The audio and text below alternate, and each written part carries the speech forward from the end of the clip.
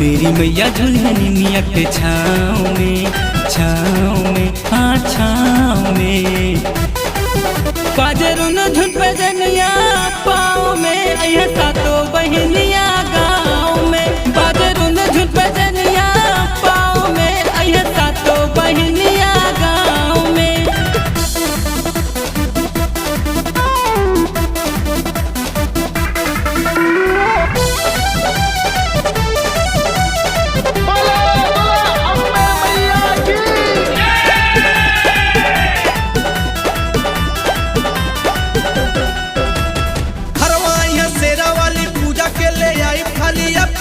दर्शन मिली मौका ना जाई खाली न्योता देगा तू ये भाई अपने गौवा नगर आसुई है भरज के दिदिया पूज लिहा मन भर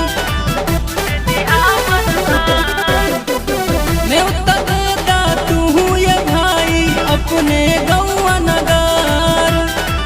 आसुई है भरज के दिदिया पूज लिहा मन भर ना अय्या केहू के बहकाव में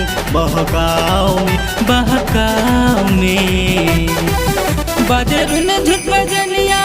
पाँव में अय्या सातो बहनिया गाँव में बाजरुन झुट बजनिया पाँव में अय्या सातो बहनिया गाँव में।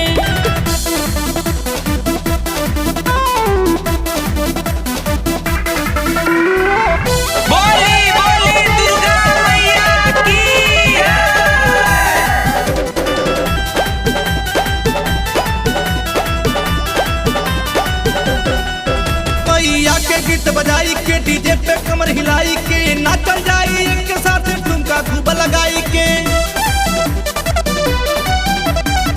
रूखा सूखा बाटे जे बेटवा के घर आके भोग लगाई हो अज समाया राजा रमेश के देतावे दिलवा गवाही हो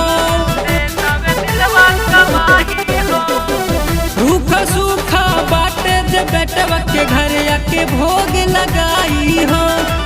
अज समाया राजा रमेश के देतावे दिलवा गवाही हो